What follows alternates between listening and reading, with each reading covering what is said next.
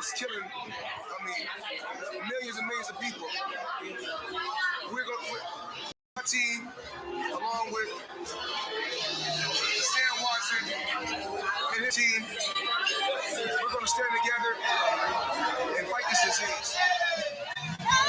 I've come this way before, traveled through the open door, circumstances navigated the path, and life happened all so fast. Though it got lonely, sometimes you see I know we couldn't make it. Even when I'm offbeat, I still land on my feet, and nothing can shake me, cause I know life took a hold on.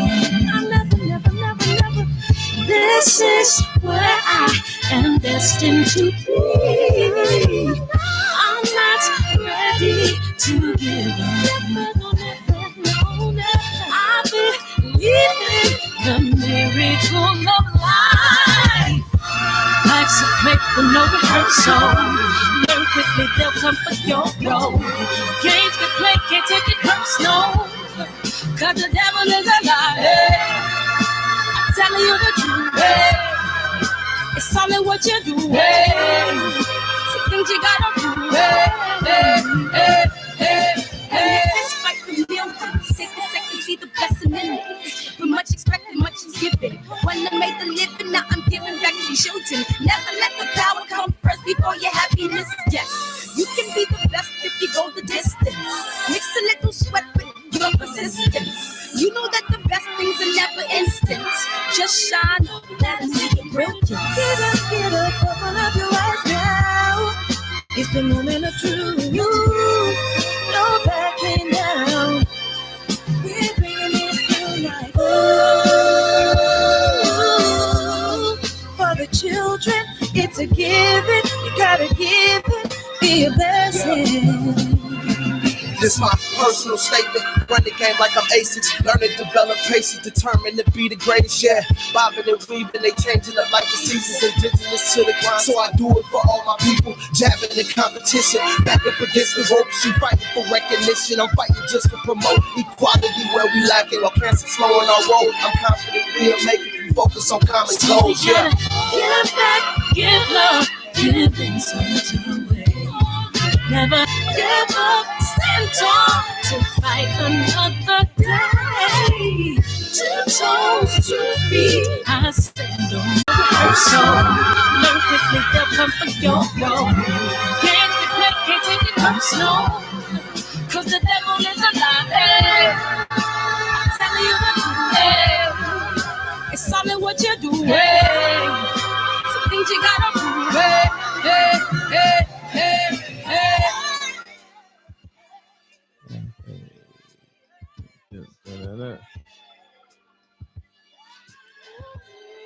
What up, TB? Triple OG. What up, Reggie Owens, Jeff Smith? Outside Tone. Jay Cooley. Kevin BJ 313. What up, Champside? Man. Ooh, this is tough. Oh, man. God. Damn.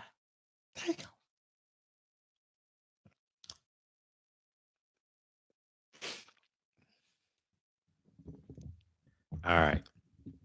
I came in here for y'all because I figured, everyone needs an outlet, right? Right? Whether you knew them, didn't know them, you loved them. You know what I mean? I just thought that it would be a great place for us as a community.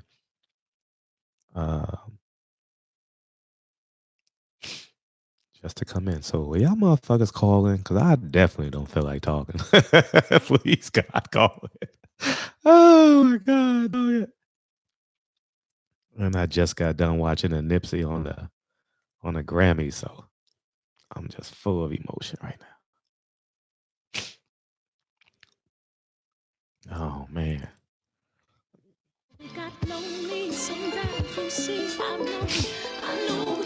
I got you, Kyle. Give me a second. Hey, what's up, Kyle? What's up, Kyle? What's going on, big Hey, friend? how you feel? How you feel? Oh man, dude. Favorite player of all time, dude. That's crazy. Super crazy. Man, I've been depressed all day for real, bro. Like I had called off work and whole day off just effed up. Man. Yeah, it's been rough. But the fights last night, man, kind of a snooze fest. Yeah, wasn't it? Wasn't it a snooze fest? Oh man, wasn't it? Jeez Louise, man. Listen, man, you're hurt, bro. You gotta relax, all right? Like, come on, man. Like, we know you don't want to get hit. Okay, cool. But come on, man. You went 10 rounds with this dude. Yeah, he did go 10 rounds. Dude was just painting streets and sidewalks the other day. Yep. Come on, man. Come on, dog. And then Danny Garcia. I mean, he was tagging dude, right? At first, it looked like he thought it would be exciting, and dude was like, "Yeah, he keeps countering me. I'm not going to go in like that anymore." And I feel like Danny Garcia could have did more. He just would, like his dad kept telling him, "Yo, get this guy out of here, bro. What are you doing?" His dad. Yeah. I could tell his dad wanted to get him out of there. I could totally tell his dad wanted to get him out of there. His dad was fed up, dog. He said, "Dude, get this guy back right. What are you doing?" Yeah. The fight of the night was the Cool Boy Steph fight, man. That was a hell of a fight. Yeah, he's great. And dude, ain't nobody beating that dude, man. At 122, yeah, he's a bad man. Kiss the baby, bro. Yeah, kiss the baby. Yeah, he's a bad man for sure. And Paulie Malignaggi is probably the worst commentator of all time. I finally figured out Paul Malignaggi. He's jealous of black athletes. I mean, dude. I mean, he didn't want. Dude, come on, fam. He wished he had those intangibles, bro. Cuz didn't win a round. He's like, yeah, man. He's pressuring. Dude. He was eating that jab the whole night. Cuz if he was doing that much, he wouldn't try to body slam dog. You know what I'm saying? Trying to wrestle him and elbow him on the throat. Facts. And it's like this dude, Paulie Malignaggi, dog. I mean, he's sick, man. He really he's jealous of black athletes, man. He wish he could do what we can do in our sleep. You know what I mean? Like he's just jealous of the innate ability we have, you know. So that's I saw it. I saw it. I heard him last night. I'm like, what are you talking about? Schoolboy Steph, he probably lost the 4th and the 5th round, maybe. You can barely say that, bro. Yeah, and you know, but yeah, man, it's that dude was eating that jab all night. I thought he was in control. Now I would have liked Cool Boy Steph to give him some more combinations, but I mean, he did enough to do what he's supposed to do. Yeah, he's on. And then bro was kind of awkward. Bro was kind of. He was a good fighter though. I don't think ain't nobody fighting fighters like how Cool Boy Steph is, bro. Like if you look at his box his resume, 8 undefeated fighters. Yeah, we spoke about that. Yeah. Come on, man. The fighters that he fought after they fought him, their career's not over with. Like they still beating people after they fought him. Like it's not like a Floyd Mayweather where like fight him, your career's over. Yeah. These dudes they bounced back and they still relevant. Their name is still ringing some bells. Yep. So that just goes to show you how good he is, bro. Oh, he bad. Hold on. Kylie, go. It's bedtime. It's bedtime. Come on. Come on. No. Let's go to bed. Come on. You gotta relax. These kids, man. Yeah, that's real. These kids, just put man, mine to bed. you know? I literally just put Lincoln to bed. They just going to, you know, they hate sleep, man.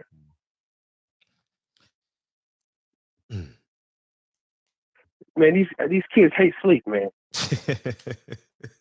When they get older, they realize how much sleep is necessary and beautiful. You know what I mean? They don't understand how beautiful sleep is these days. But yeah, man, that Jerry Hearn fight was. Yeah, he was trying to be something he's not. I thought, like, just just work on your head movement, learn how to parry and counter and shoot, catch and shoot. Add that to your arsenal. But running around the ring and nah, that ain't you, Jared. It was just too much. It was like me. It's like me if I spar a pro. That's what he looked like.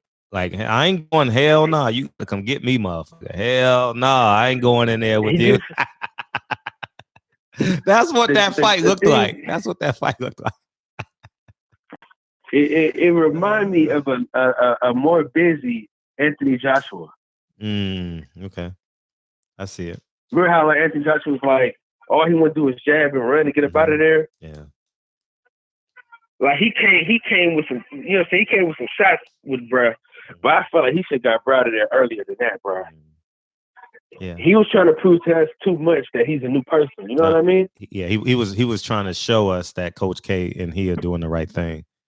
You know what I mean? He better go take some Pilates. He better go get a motherfucking stick and do some realistic bot movements. You know what I mean? Like, you know what I mean? Some side bends, because he's not really slipping. He's bending over at the waist, you know? Yeah, he looks super awkward, man. I'm not going to lie. He looked good, but he looked awkward at the same time, if that makes any sense. Yeah. But I don't see Danny Garcia beating Errol Spence Jr., bro.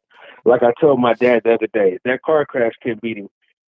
Danny Garcia for damn sure can't beat him. You know what I'm saying, dog? Like, I got it. I feel you. Listen, man. If Errol Spence Jr. is Errol Spence Jr. of old, Danny Garcia ain't beating him. Cause I'm gonna go. That's not even a limb to go out of. But he ain't beating Errol Spence Jr. Bro. That's not gonna happen. So I'm hoping Errol Spence comes back strong and all that. But I hope he get that Manny Pacquiao fight. That's my hope and prayer, man. I'm really hoping to get that fight because he needs that money. He needs that big money fight. Yeah, man. But Danny Garcia ain't beating Errol Spence Jr., bro. And I think if Errol Spence get back with Blu-ray, it'd be even better. Yeah. I don't know, man. Since he ain't been with Blu-ray, he ain't really been as strong as he was before. Yeah. When I get a chance, I'm gonna talk to Earl about that. Like, ask him like what's going on with him Blu-ray. I mean Batman and Robin. You know what I mean? The Chris Algieri fight, I absolutely love that fight. Chris Van Heerden and Chris Algieri. Chris Algieri and Chris Van Heerden. I love those fights. So hopefully they can get back together. Well, it's because the last two fights he didn't stop nobody. Yeah, true. Got one knockdown. Yeah, but you know, Mikey Garcia was ducking and dodging, boy. He was holding on for dear life. He took a lot of punishment. Well, I wonder how he gonna be when he come back. Who? Mikey Garcia. Oh yeah, well, we're about 30 days away. We'll see in 30 days. 30 days from tomorrow. Well, not if you're in New York, not right from today, 28th. So let's see. You know what I wonder what's gonna happen this weekend on Thursday night. Oh yeah, we'll see. The worst. Matter of fact, that's gonna be the post fight. That's gonna be the post fight. It's gonna be that fight. That's gonna be JoJo. Oh, it's gonna be the show for Thursday. I mean, it should be because I come on at 9. They should be in. They should be done by then, right? Somebody will be watching it in the chat. So I'll have it in my small screen on the TV, on the screen, on the computer. Yeah, I gotta find somebody with this on without for damn sure I give them $20 for it. Not for no punk ass YouTubers. Facts. It's crazy. Yeah. I mean, JoJo Diaz versus Tevin Farmer. they're not even the co-main event. They're like the under. No, they're not. Oh, they're yeah. The co-main event. Wow. Hopefully yeah, they're not the co-main event. You're right. The main event is Killer. Wait a minute. Demetrius Andre is the co-main? Yeah. No. He on that card. No. Man, these are facts, man. That's what I was going to say. My next statement was funny how things have changed. He was talking all that about, I'm never going to build a YouTube card, all this and all that. Look at you now, buddy. You're on the YouTube card. Mm-hmm. Super Bowl weekend. Yeah, facts. Ain't nobody going, man, look. The zone is awful, bro. There's only one person like spotlight person that we really care about. The other guys are fathers up and coming that you want to see and that you like. But as far as like a marquee name, the only one you care about is Devin Haney.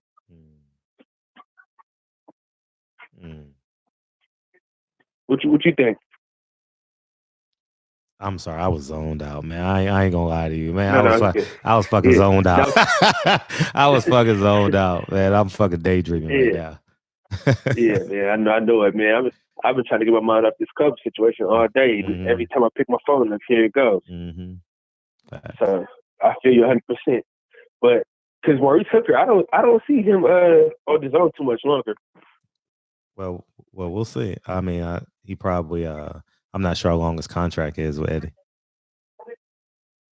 Yeah, well, like I put on this comment on Champ's side page because they supposed to be fighting. They say he's supposed to be fighting. Yeah, he got a big fight. Regis Progress, right? Yeah, I saw that. And I said Maurice Hooker ain't gonna lose another fight. Well, that's a good fight. I don't know how it shapes out, but that's an intriguing fight. Man, hey, trust me. I had a conversation with him off wax. We talked for about an hour and a half. Off wax. Who? He ain't losing another fight. Huh? Who? Maurice Hooker? Me and Maurice Hooker. Yeah, we talked off wax for like an hour and a half. He's not a true 147. He's lean. Like he's 140. No, he's 147 now. No, he's 140 still. No, he's 147. He's moved up to 147. His last fight wasn't that one? Nah, remember he fought Jose Ramirez. Yeah, but he just fought in January. He just fought on the Chavez undercard at 147. Nah, he didn't fight because he was at the fight when he was at the fight on the 8th with what Steve was on. Man, you better go check his box rack. I'm telling you, man, his last fight was Jose. No, well, yeah, it was a quick fight, but I don't think it was 147 because he said that. Someone in the chat tell me. I gotta tell you in the DM, man. I can't tell because it was all he was on the fitness card. Well, hopefully he does well. Yeah, because what he told me, what I can tell you is he said he didn't want to be at 147 because it was at 147. He fought at 147. Yeah, but what I'm saying is this is what he told me. He said he don't want to. He said they try to force him to be at 147. He said he don't want to be at 147 because Bud and Earl Spence. He grew up with Earl and he on the same stable as Terrence Crawford. Oh, so that's why he's trying to stay at 140. Okay. Yeah, so that was maybe he's going back down. Yeah, right. Maybe he's going back down. Huh? Maybe he's going back down. He said he getting his belt back. That's what he said he getting his belt back from. Well, he's gonna have to wait a year. He's gonna have to wait a year. He's gonna wait, but yeah, he's gonna have to wait. But he said he's getting his belt back for sure. He should have put a rematch. And I don't see him losing another fight because with Bo Mac being in this corner in the situation that he had, it's a total different. It's a total change. You know what I mean? And that change is gonna be good for him, I believe. So I don't see him. I don't see him losing another fight because he was already really good as is. You know what I mean? Yeah. But I'm gonna let you go, Fred, man. Keep your funny business next, man. Appreciate you. I know. LA is dark right now. Yeah, it's dark. It's like the Nipsey Hussle, boy. I'm telling you, man. Yeah. I feel it's the same darkness, bro. Like, it's crazy, man. Yeah. So I'm gonna let you go, my brother. We'll talk in the DM. I'm gonna shoot you. We're gonna holler about the situation in the DM, though. Appreciate you. Yep. Reggie Owens, what's popping, dog? Man, what's up, Fred? What's up, God, everybody in the you got chat, it. man? You got the best hand. What it do? Man, I want to speak on this Yeah.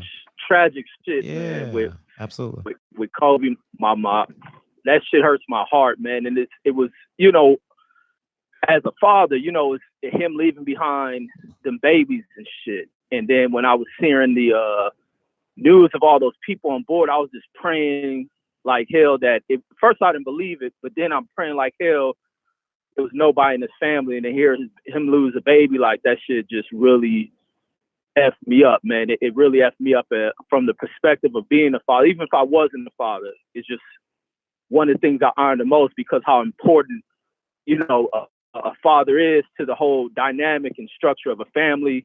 Even if you're not a family, but how important a father is to their kids, and it just hurts that mother. I'm looking at it like that. And then for this little hoe, this broad from MSNBC, this old pigeon-faced broad to come out and make the statements of the Los Angeles niggers and then try to clean it up with that lame excuse she comes with. If that network doesn't hurry up and get rid of this woman tonight, it ought to be some huge repercussions from this with MSNBC even trying to hold her. Did you seen her little tweet excuse, right? No, I didn't see the tweet excuse. What did she say? Man, this broad, she right, but you heard the video of where she said Kobe played for Los Angeles. Yeah, I saw that on your try page. to clean up. So her tweet is, well, I've been getting all the she's been hearing about all the writings about what she said online, and people how they misspoke quoted what she stated because she stuttered and was saying, because in her mind she had the Knicks and the Lakers mixed up, and she said Nakers. Like what you stated didn't sound nothing close to anything being worded as Nakers, because you don't hear not one K in the wording in which she stated. You hear nothing but G's. Along with her saying that word, because it's a word that she's commonly using. And then you got all these buffoonish black fools who you see in comments trying to defend what she stated.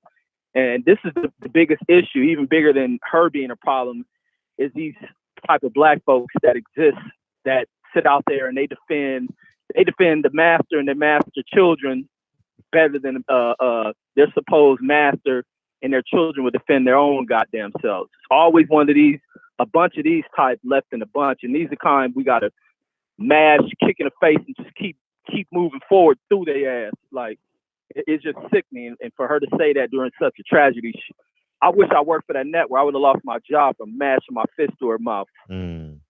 Yeah, she definitely deserves it. I saw it on your page, and I was like, I'm not gonna give her no energy because I really don't have much to give. You know what I'm saying? Not today. I really don't, man. Because I was honestly all this week, I was like emotionally preparing myself for the Nipsey Hussle dedication. And I had mixed emotions, but I need the world. But I desire the world to know who Nipsey Hussle is. So I understand that the Grammys were using his names, and you spoke upon that as well.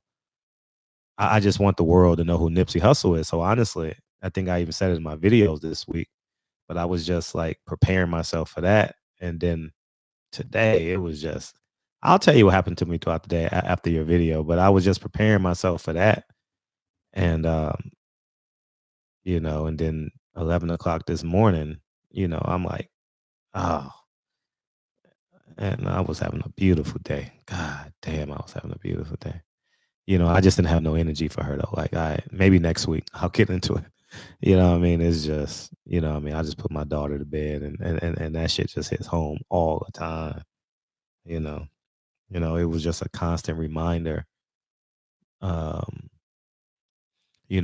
I don't know if you guys noticed, Nipsey Hussle's daughter goes to school across the street from Lincoln. And, I could, and all this hits home. And you guys know how I internalize everything as it relates to community. Like, I don't know how not to internalize things. Like I don't watch the 6 o'clock news anymore. I haven't cut it on in years, because if they say another kid is shot, that's another day I'm gonna cry. And I just don't know how to deal with that stuff. I don't know how to not deal with it. I don't know how to not internalize it. So this morning, I didn't believe it. I was like, and coincidentally, I have the video because I was having such a great day. I'll explain it later. John Singleton is my neighbor. He lives around the corner and up the hill from me. You know what I mean? So, I remodeled a house on his street. So, it's just beyond my own understanding, dog. Like it's like I don't know, Reg. And I'm glad you got enough strength to fight her because I sure don't. I sure don't. So it's just I'm still not over Nipsey. You know what I mean? It's and that's a person that I actually met.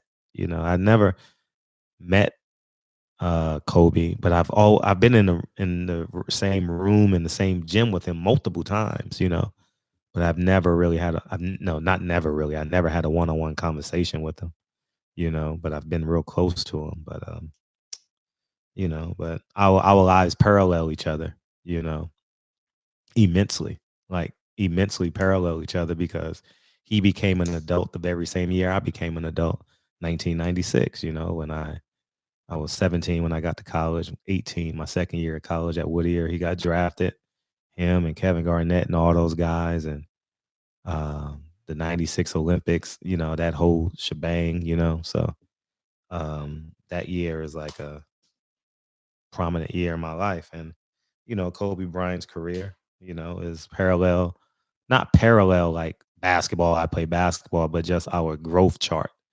And all you guys who live in LA who are 42, 43, 44 like me, our lives parallel, in terms of our plight in life. And that's why Kobe Bryant hits home so much is because, he's an implant like me, and made Los Angeles his home. I just came a little bit younger. I came when I was 8. He came when he was 18, so yeah, it's just 17, right? He's 17. And it's just Reg, it's just something I just can't comprehend. When I first, you still there, Reg? Yeah. Okay, right, okay, good. Okay, good. Okay. Oh, yeah, I know you always go to mute. I'm sorry. Yeah, and feel free to jump in anytime. And what was I talking about, Reg? What did I just say? You were speaking about his time in '97 when he came to enter into the NBA. Oh yeah, your adulthood. Yeah, it's. But I had something else to say about that, and on and off the court. But honestly, like I'll talk about. Go ahead, Reg. I'll let you talk, and then I'll talk in between calls. All right. But yeah, no, it was like, man, just the whole timing of all this stuff. Like, he comes back into the spotlight and mentioned because he maintains kind of a relatively private life, and the last time he came to a Laker game was with the baby girl. At what was that, right around Christmas time, him and the baby girl at the game. And then he comes into mention because LeBron had just passed him in scoring. And I had recently started to check something and kind of get him more in depth because he sat down on, I think, Undisputed, some show that Matt Barnes and Steven Jackson got. Oh, really? He sure did, like 2 weeks ago, right? Yeah. 2 or 3 and weeks they got ago. so in depth and speaking in detail with Kobe. And Kobe opens up about how he coaches with his daughter. And I think that's where they were headed to some events of that. And it just hit. And me growing up, I never been a Laker fan. I'm from South Central and everything. And I got my reasons why I don't like the Lakers. Never liked them a day in my life. Wasn't so big on Kobe, but matter of fact, I used to go up to when he first got to LA. They used to practice at Southwest College. And, yeah. We used to go walk up there and be watching him when they had been next. I think he had just got to the team and speaking on that and watching. But I was all, we grew up on Jordan. We all wanted to be Jordan back when I was growing up, but I never really accepted Kobe from the perspective of not liking the Lakers. But as I watched this dude, it was always like, this the best dude I never seen play in my goddamn life. Like the way Kobe was so clutch in games, the final minutes, if a team is up, it's not safe with this dude on the court. This dude game was just through the stratosphere. And I've never gotten to those debates where people ask if LeBron or Jordan is the best, because I always like, where the hell do people get this conversation with not even mentioning Kobe in the name, but with me, I don't debate on who's number one as a great. All greats have their place in greatness, so I don't rank and compete against them. I always ask people when they do that, who's the best between Wayne Gretzky and whatever other white hockey Gordie players Howe. that is out. Gordie Howe. Yeah. Yeah, it's always this comparison when there's a bunch of black greats is to create these arguments of diminishing one to place another one above them, kind of the leapfrog them. No, all greats remain at the top. And I'd never debate in those kind of arguments, but it's just sad, man. I'd take in the fact that the baby is gone, but even if the baby ain't gone, that he's gone and not there, and they just had a baby, like that shit bugged me because I'm always worried about dying with my kids. Like my kids so young and me dying, so I'm always worried about that shit. And then to see this, so that's what bugs me. Yeah, like it's incomprehensible. It's definitely incomprehensible, you know. And I because I'm a father, I'm gonna say this, and some of you guys may not want to have this thought, but I just was thinking about as a father and the amount of uncertainty he had in the last moments of his life. You know what I mean? Like I just, oh gosh, the uncertainty. Like, is he gonna live? He's in a helicopter and it's spiraling. I don't know if it was spiraling or it hit the mountain. I don't know nothing, but there was a high level of there had to be a high level of uncertainty, you know, and it'll come out eventually. Like the voice recordings will come out eventually, but I just can't. I just oh man, I just can't get my I can't grasp that, Reg. You know what I mean? A father who can't protect his children. You know, it's yeah, man. It's a hard thought, man. When you go through that, man, and man, it's just to not feel like you can't protect your kids. And I'm always in thought, like even when I'm driving, like I take these drives to LA, and it's always in my thought, making sure if I'm feeling like I'm dozing, and you know when you do these drives alone, you try to push through them. When I got them babies in the back, I pull my goddamn ass over and take a damn nap. So I refuse to go out that way and fall asleep for a split second and have something to happen because I F up and now my kids' lives are at jeopardy. Like that's always my thing, is to get them through adulthood. Once I hit that point, I'm fine with if whatever time I leave this planet, but I don't want to leave because it'll be hard on my kids. But that's the thing that bugs me, man. It's like I seen some post today, like people undervalue a return home, like how valuable that is every night you make it home, like, and people overlook that. But yeah, you know, it's funny you say that because I'm gonna read what he posted, and that shit hit home because we all take this shit for granted, man. Here it is right here. I'm glad he posted something. He says, this is one of Earl Spence's homies. He says, leaving home and getting back safely is such an underrated blessing. And I said, God damn, man, that's so real, man. We take that shit for granted so much, man. You know what I mean? It was just that was his mode of transportation. You know what I mean? And he used it ever since, you know what I mean? Since they first championship when he or lived something. in Newport Beach. Yeah, since 2000. Yeah, for a long time. So I always known that so for 20 years he's had that helicopter, you know, and you know, so it's safer than driving. So you know, so I just don't I can't grasp that. Oh yeah. And that's what I was gonna say. Like moments like this, I question God. You know, like this man had this man had the financial capital, Reggie, to carry a fucking culture. This man had the power and influence to carry a culture. You know, and be honest, this show was going to be about the speech that Diddy made at the Clyde Davis dinner last night.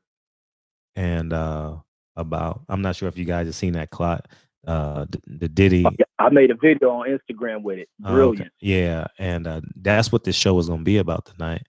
And we'll probably get it later on down the week or maybe next week. But man, when you got the power of influence, man, it's like Nipsey, man, I pray for people to have that amount of power and influence, and they do the right thing with it.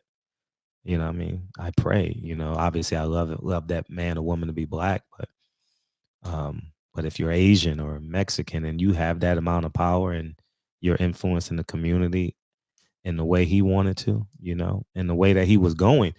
And funny thing is, Reg, I was just having this conversation, and when I think of Kobe Bryant today, I was quite pleased in his transition. His first year was kind of bumpy. You know what I mean? I felt that he was having contemplation of coming back and not being too settled into his retirement, and then he found joy in his daughters. This is my interpretation. He found joy in his daughters and 100% committed to it. And it was very obvious that he was going to be a father. He was going to be a basketball dad, and I trained a whole bunch of athletes in the early 2000s, so I know what basketball dad is all about. And I've been in the gym. It's Real Chronicle, Master P, Kenny Smith, all them guys. I've been in the gym with those guys, and they literally become dads. You know what I mean? The ref is still gonna miss a travel, a 3-second call, a foul, and they gonna react to it.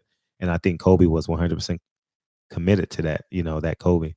And truth be told, I can tell by how he was massaging his relationship with LeBron James. I can tell that he was inspired by LeBron James' outwardly movement. I believe he was inspired by that. And Kobe Bryant isn't a trained Black Panther voice, like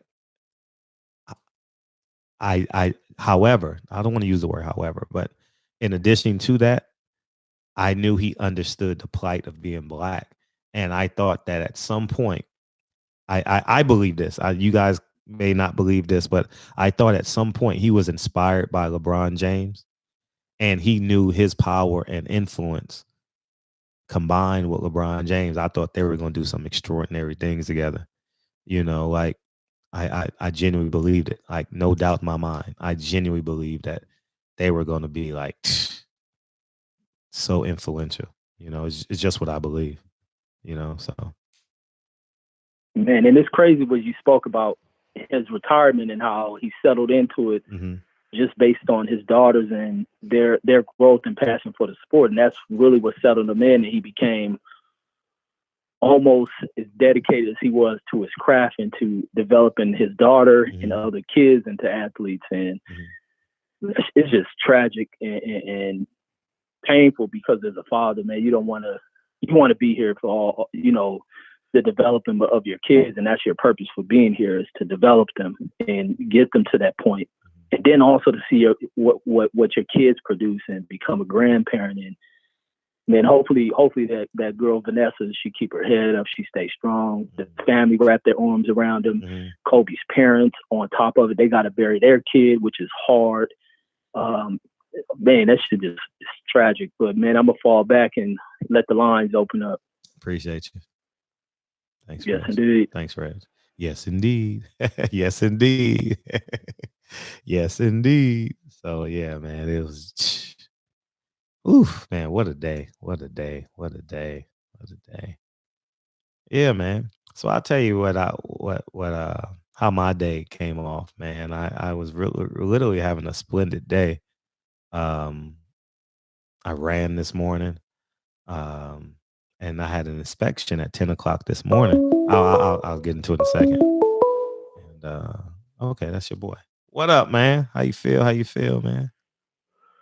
Man, I feel terrible, man. Rest in peace, Kobe Bryant, bro. Rest in peace, Black Mama, man. For real. Like, that shit hurt me, bro. Like, when I found that shit out, for real. Like, I'm still processing that shit. It's crazy. Like, my favorite player of all time, like, who I literally watched from when I was like a little kid, from like 4 years old. First time I watched him play, like up until he retired and shit, bro, died, bro. So fucking tragic, bro. That shit is crazy. Like, yeah, it's definitely beyond my own understanding. I don't grasp it, man. I really don't. And it's funny because I go into this mode in February, and I'm 100% private about it. But since we're talking about it, I'll talk about it. Malcolm X died February 21st, 1965. Right. I go into this mode in February, like it's kind of like like it's kind of eerie for me. And I was just thinking, and you guys have these thoughts often, I know too. I'm just commentating on the show. Um, I think about like how Martin, Malcolm, and Fred Hampton, they never made their 40th birthday, and it's it's awful to think that these influential um, symbols of peace and culture and pushing the culture forward, like just literally just get uprooted like so fast, like uh it's just it's beyond my own understanding, TB, and it's just sad, man. And I just Yeah, can't man. fathom it. Yeah, I get it, man. Like for real, like I get what you mean, man. Hmm. Like, and with Kobe Bryant, bro, like I looked up to him, bro. Like not just as a competitor, just as an athlete. Like just like it's like helping me, like as far as me just thinking the right mindset. Like always just working hard and shit, man. You feel me? Like when I was like this is like I'm gonna give you an example. Like when I was in school and stuff, like I got cut from the baseball team. Like I was just figuring like I'm just gonna quit. Like I'm just gonna give up forever and shit. But then like I seen like I seen like a damn my shit, damn my shit about to die. Fucking getting free. I'm gonna call back in. His phone always die. Now you love this, man. You love this show, man. You know you always saying your Yeah. phone dying, dog. Call back in, dog. All All right. right, peace. Yeah, so yeah, man, it's oh man, so 10 o'clock. I'm going to the new property that I've been telling you guys about, and on my Patreon that so I go there. It's inspection day. So inspection day is the day where we make sure the pipes work, the roof is good, the water's running, no major anything that needs is bad or good with the property. I have an inspector that figures I pay him to come in and inspect the entire property. And so coincidentally, I'm not sure if you guys know this. My Patreon people know this, but the property I bought is literally on the same block I grew up on, Florence Avenue. I grew up 656 West Florence Avenue. And behind Florence Avenue, further on down, is my middle school, my junior high school, Horace Mann. And so I got the family, and I walk with the family over to my middle school, and we're doing photo shoots. We're having a blast, man. I'm like telling my son, because like I love drilling my son with this cool shit, right? Especially walking the steps that I walk, and you guys do the same thing as well. I'm walking and talking. You guys will see the videos at some point, sometime this week, and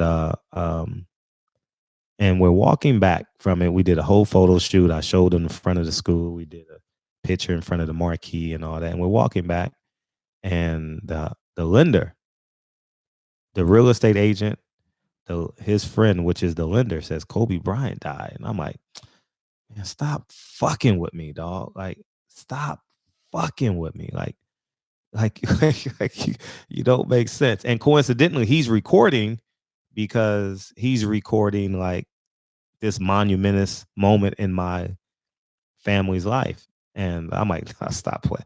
This shit can't be real, dog. Like this shit cannot be real. You know what I mean?" Uh, and I Google it, and it's LeBron James surpassed Kobe Bryant. So I'm like, nigga, stop playing with me. You can't do shit like that to me. And then so obviously I hit the refresh button, and then uh what up? Oh yeah, you did, Jeff? Yeah. And obviously it just, you guys know what I saw. And that was my day, and Yeah, man. And I've been in retreat ever since. I had a fun day today, man. But I'm glad somebody else is calling in. Hey. What up, 787? What's up, Fred? You hear me? Yeah, I hear very well. We all here. What's poppin'? All right. So, today sucks. That's kind of my synopsis. Today just sucks. It's, first of all, prayers to the Brand family. This is all come around Vanessa. Nobody in the world got it harder than her right now. That's just my synopsis. Today sucks. It just nothing about this thing's right. Nothing about this thing's real. It don't. I just keep waiting to somebody to come out and yell April Fool something. Like it just feels wrong. To anybody who think they were the biggest Kobe fan ever, you are wrong. Gigi was the biggest Kobe fan ever. Who? Gigi, his brother. Yeah. she was the biggest Kobe fan ever. That was his sidekick. That was his best friend. Wherever he went, she went. Anytime you see pictures of Kobe or a video of Kobe, just look to the left. Yeah. That's her sitting right there. Yeah. But I think to make a quick comparison, Michael Jordan was not the nicest or most approachable guy, and everybody know that. That's just a fact. After Mike did what he wanted in the league, he bought boats, he bought a motorcycle team, he took his millions, and he told everybody to kiss his ass and leave him alone. When Kobe got done with the game, Kobe immediately started giving back. Like, these young guys would run up to him, and they would just say how much they idolize him, and he would say, "We should work out. Let me teach you something. We should just come work out." When Kyrie Irving and the Cavaliers won Game 7, he's in there, champagne flying everywhere on FaceTime with Kobe. FaceTime with Kobe, yeah. Like in short, to be honest, that man was in phase 1 of his life. He didn't even get to phase 2 for real. That was just phase 1. He was in his rookie season. I was saying that he was in his rookie season. That was to anybody who like a 20-year career. That's great, but that man was really in phase 1. He was just getting started out here, man. And for that to happen, it's the same energy for Nipsey. It's the same thing, bro. Like we already don't have that many black cultural icons, and that's why it's hard to lose them. That's why it's not that many. So I don't know, man. Today just sucks. That's kind of where I'm at with it. Like, I don't know. I'm in disbelief. I can remember hooping as a kid 4 or 5 hours a day at the court, just trying to imitate him. Easy. Yeah, just trying to imitate him. Just something. Just get my ass out the house to do something. Yeah. And that's how it is today. Just prayers to his family and to Vanessa, and like I knew that shit hit me when I watched ESPN for 40 minutes and I was crying for 40 straight minutes. I bet you were. My son was like, "What's wrong, Dad?" I'm like, you'll understand it when you get a little older, kid. It's just when somebody affects you like that and you watch the person for that long and they really, for the most part, they have a positive influence. It gets to you. Yeah. And with that, I don't even want to talk about boxing tonight, to be honest with you. Yeah. It's not going on in boxing anyway. Yeah. we ain't got nothing to do with February 9th. To Gary back in the ring. So, yeah. So sad day, the hard day. It's a hard day and it's a sad day for everybody. Yeah, it is. I'm back in the chat, Fred. All right, all the time. Yeah, and I when I came home, I obviously cut on ESPN. I just wanted confirmation. You know what I mean? I was like, man, this shit. And I believed it because I don't think, let me take this one off. Let me hit play. How you feel, man? How you feel? What's good, Fred? What's good? How you feel, dog? It's,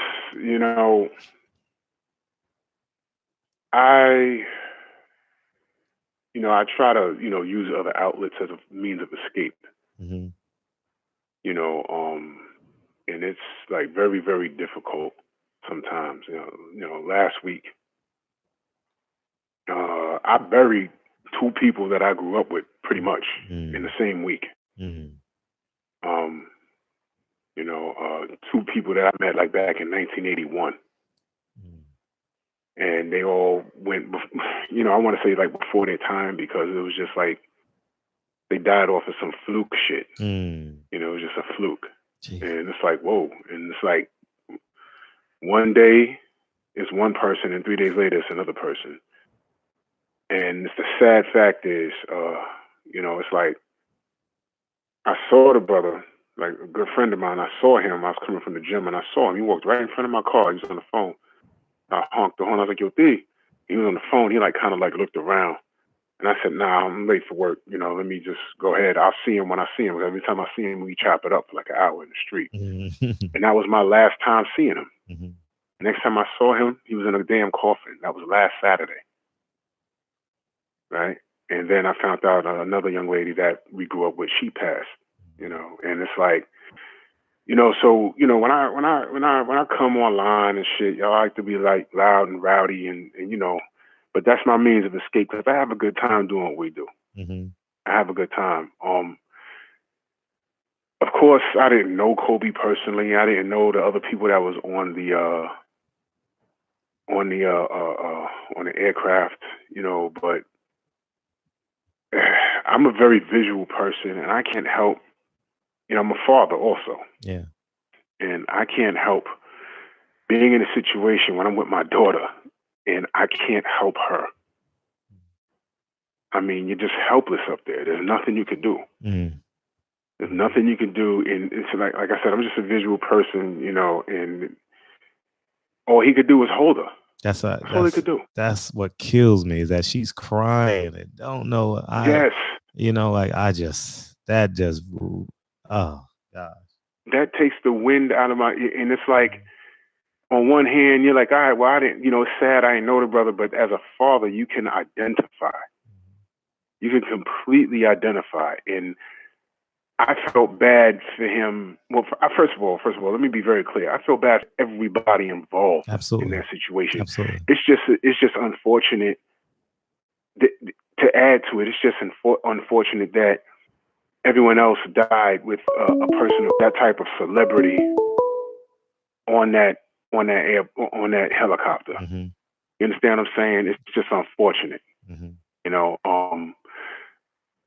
in that instance, I was just, you know, all these things going through my head. I'm like, wow, if I was in that situation, because, you know, as a parent, you say, well, shit, what if I was in that situation? I've taken airplanes with my daughter, like, you know, and those thoughts come through your mind. You know, if it goes down like that, you got to first be strong for her so she don't see you collapse, because if she sees you collapse, it's going to be worse for her. You know, so all I'm envisioning him is just grabbing her and holding her close and just waiting, you know, for the inevitable. And please, whoever put that fucking video up online, please, I mean, please take it down. Don't nobody want to see that shit. I mean, someone sent it to me, and once it was unlabeled. Once I opened up, I kind of put 2 and 2 together and I stopped it. I don't want to see that shit. And once you know what it is, you don't want to look at that. Stop, man. Stop. That shit is sick. Don't nobody want to see that, man. Well, I don't. I'll speak for me. I don't. Y'all do what y'all want to do. But this is tragic. You know, from a personal standpoint, you know, I've gone through a lot in the last week, and then this news. You know, I wasn't a Laker fan. You know, I came up in the '80s. You know, Jordan's my guy. You know, I always loved the debate. You know, the Kobe Jordan debates. But, you know, Kobe was that dude, man. No denying it. Kobe was that dude. And I rode with him during that rape charge. And his innocence came through from what he was accused of, exactly. And he was a wonderful father. You know, his kids weren't complaining, and he wasn't in the news every day, you know, doing something ignorant.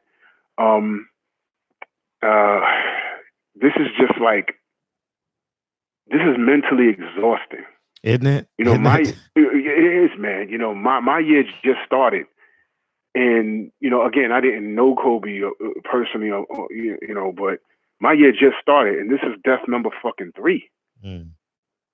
you know, and everybody else on that damn helicopter, man. Yeah. And of course, you know, people die every day, but you know, I mean, goddamn, you know, Kobe was one of those guys that, you know, people looked up to, and he had the means to financially make something happen within the community. He wasn't ignorant. He wasn't ignorant. He didn't rub me as that kind of person. You know, so this is sad, man. This is sad that, you know, I really am at a loss, man. I tried to like continue with my day. You know, I went to the gym, I did my own routine, but it kept flashing in my head like, yo, this can't be for real. Mm-hmm. This can't be for real, man. The brother is 3 years younger than me. Mm-hmm. This can't be for real, man. This can't be real life. But you know what? It is life, man. You know, my parents went through it. You know, they had athletes go before their time, and they had, you know, musicians. You know, I remember my grandma talking about not Frankie Lyman, you know, the Big Bopper and all those guys, how they crashed in the damn jet. Mm-hmm. And all of those guys went before their time. You know, so things like this happen. You know, we done been through the Aaliyah thing and the Left Eye thing. I mean, things like this happen. And there's no, I mean, time is going to have to heal these wounds. But, you know, for now, we're just going to mourn, you know, peace to his family, peace to everybody that was on that plane, because this is hard, man. Mm-hmm. This is so goddamn hard, man. This is so, you know, again, Kobe wasn't the only person on there, but I'm identifying with him and the other fellow on there because they were parents, man. Mm-hmm. I'm identifying it from a whole nother aspect that people might not understand. Mm-hmm. And this is just sad. So it's all right to mourn. Everybody around the world, including the city of Los Angeles, man, hold your head, man. Hold your head, man. Let's lick the wounds and we can move forward, man. But let's celebrate this brother's life. Let's celebrate everyone's life, man. And this is why it's so important when you walk out that door. Yo, man, tell the people that live in your house, love them if you mean it, man. Because you don't know what's gonna happen. You don't know what's gonna happen, man. Tell them you love them, man. And another thing I want to point out before I get out of here. I mean, we fuss and fight online about this shit, you know, sports and boxing and shit. But, you know, so some people take it a little too far. You know, they start talking about, you know, what they're going to do if they see you and, you know, over an opinion. Man, please, man, your life is really that lifeless. This is what you think about. This is what grinds your gears, man. Get the fuck over it, man. It's sports. Real things are happening, like we're witnessing today. Calm down. Let's talk sports. You know, I would like to say we should be polite to one another, but that's not going to happen. But trash talking is trash talking. But when we're dealing with real life topics, man, show some fucking respect. You know, you have some idiots up in this chat already doing silly shit. You motherfuckers are lifeless, spineless jellyfish. Now, those are the motherfuckers I want to bitch slap. But I don't want to turn the show in that direction, man. Let's just hold our heads, man. When y'all leave the house, man, tell your family you love them, man. Call your mama, call your dad, call your uncle, whoever you close to, man. Sit down, chit chat with them, man. I just saw my boy Darius, and I said, yo, I'll catch him on the rebound. And that was the last time I saw him alive, man. That breaks my heart, man. That really, really breaks my heart, man. And then the next time I saw him was on a Saturday in a fucking coffin. Fucked me up, man. 45 years old, man. So come on, man. We got to get it together. We got to get it together, man. Hug your loved ones, man. And, you know, that's my call, Fred. Yo, one love, brother. Yeah, all the time. All the time. All the time. Yeah, man. I want to do this show tonight. More of me wanted to do the show than not do the show because, I mean, it's a safe haven for men to have compassion, men to have empathy for one another. You know what I mean? And I'm the ringleader of empathy.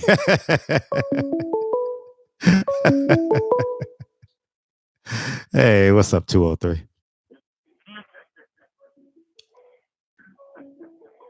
Can you hear me? You're live.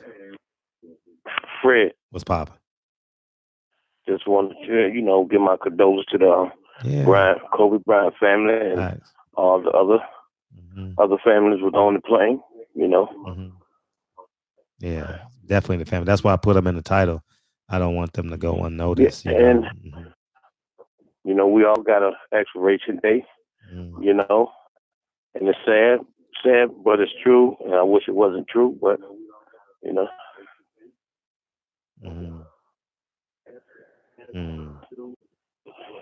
And I want to say to you, Fred, you keep doing what you're doing because you're an inspiration to a lot of people. And you know, I don't know you personally, but I know you by watching this show. And I'd like to get to meet you one day in person. I hope so too. And with that situation you had with the boxing fella, stay away from that, Fred. You're a good guy. You're a better person than that, and don't let nobody take you off track.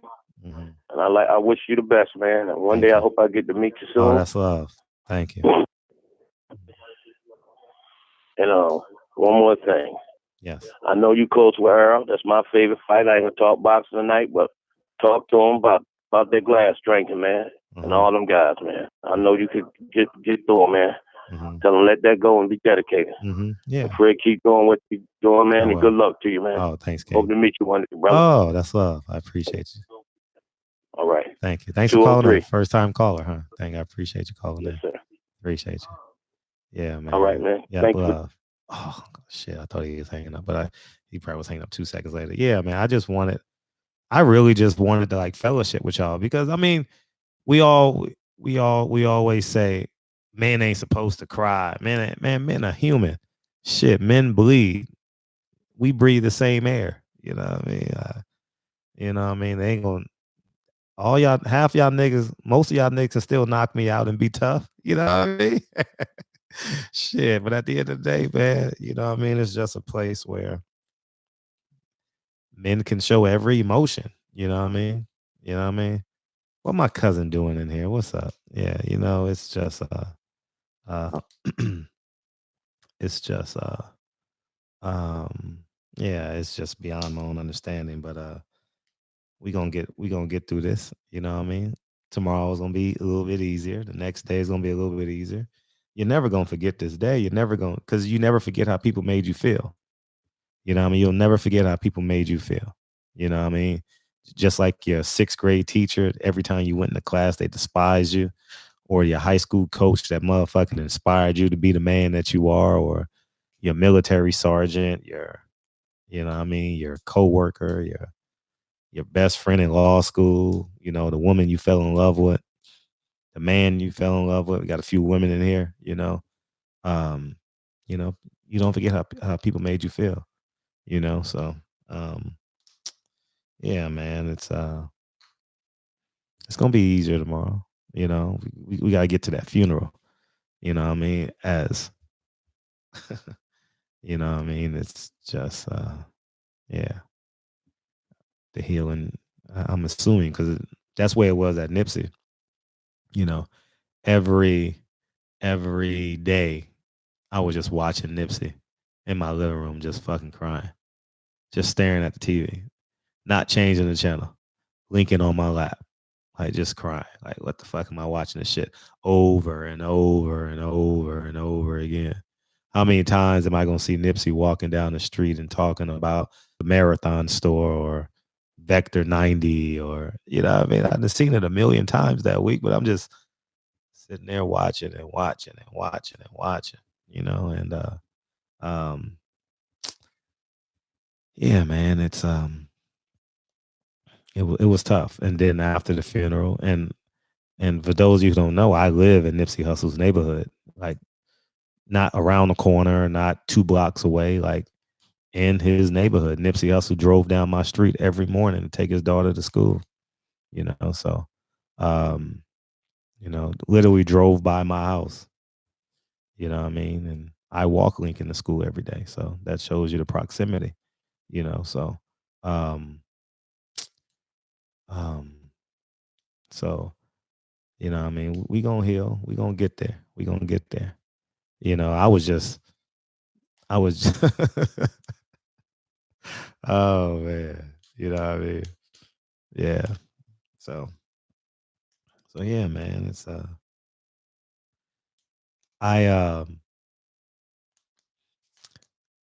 I went from, I think I've told you guys this in videos, but I told you guys basketball was my first love.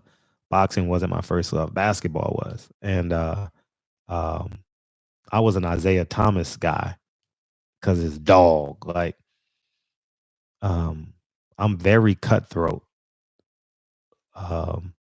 Once we get to the meat of doing things, I'm very cutthroat, and I'll finish the story later. What up, my LA brother? What's up, man? What's up, Fred? How you feeling, man? How you feel, dog? How you feel, man? Oh man, I'm toe up pretty bad, man. You know what I'm saying? Like this shit crazy for me. You know what I'm saying?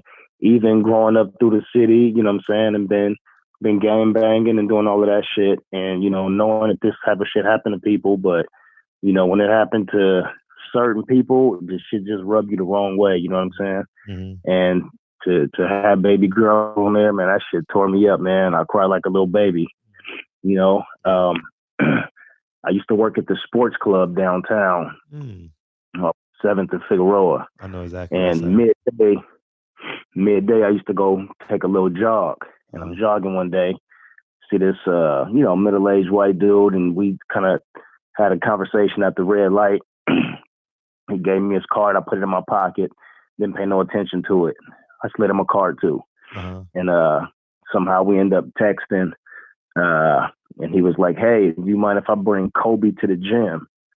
And I was thinking like, yeah, which Kobe are you talking about? And so he said, yeah, when he's ready to go down there, I'll just shoot you a text message. Is that cool? I'm like, yeah, no problem. So about 3 or 4 days passed by. And, you know, my whole staff, they all know, you know what I'm saying? Like I'm Kobe fanatic, Kobe crazy. They start going crazy. Hey, DB, hey, coach, hey, your boy in the front. And I already knew because they already sent me the text message and told me that he was coming down there. So, you know, I walk up to the front and, you know, play cool, shake his hand. What's up, Kobe? All right, cool. Yeah, go ahead, man. You good, you know. And he came in about 5 or 6 times. You know, by this time we done already had several conversations. Wow, you know, I buy him a smoothie and all of that type of stuff, and you know, just try to take care of him and keep people off of him while he's working out. And you know, we finally got to the point maybe about the 4th or 5th time where at the time I had a complete bald head. He walked up behind me with his, you know, his hands huge and put his hand like palm my head like a basketball. And you know, with his voice be like, "DB, what up, boy?" And you know, man, that dude was just hella cool. And after I, you know, started like getting close to him as a client, so to speak, I told him about some of the times that I saw him at the Fox Hills Mall, and I saw him at, you know, Casablanca and Miyagi's and all of that. And I said, man, you know, every single time I saw you, you signed something for me.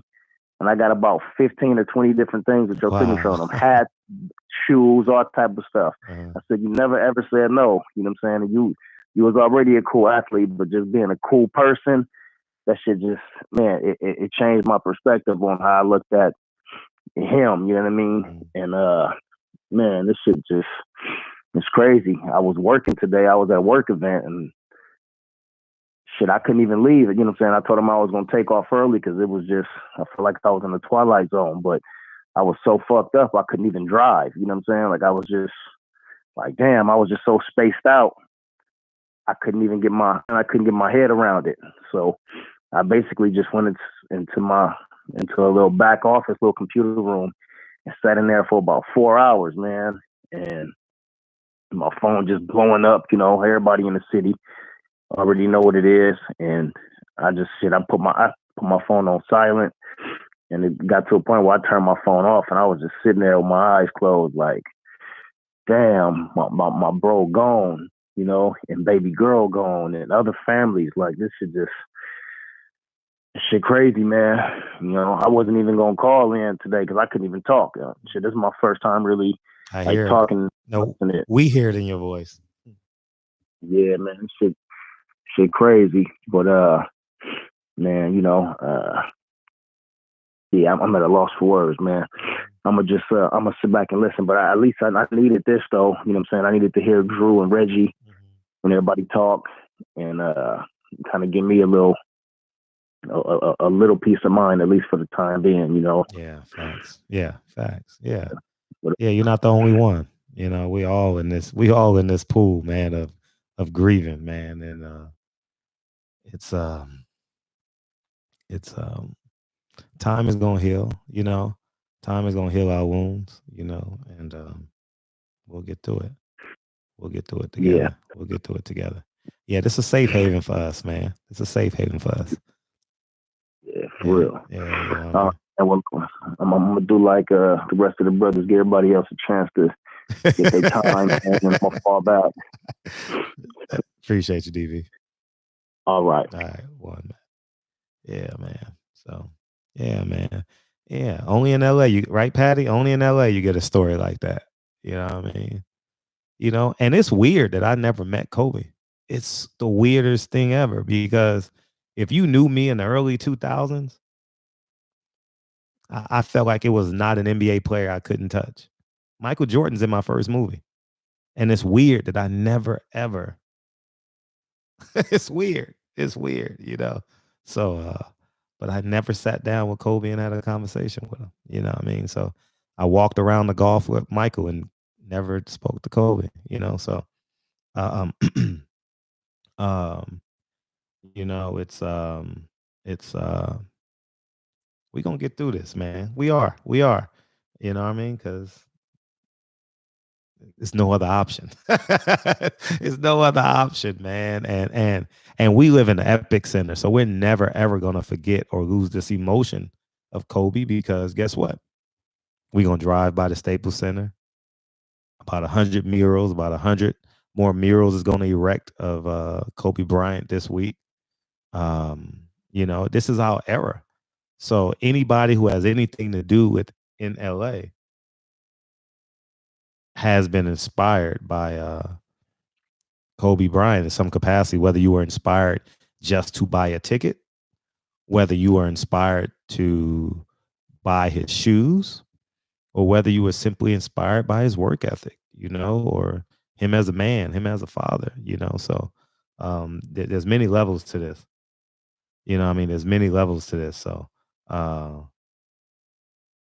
yeah, I definitely want to see that interview. Someone was telling me about that interview.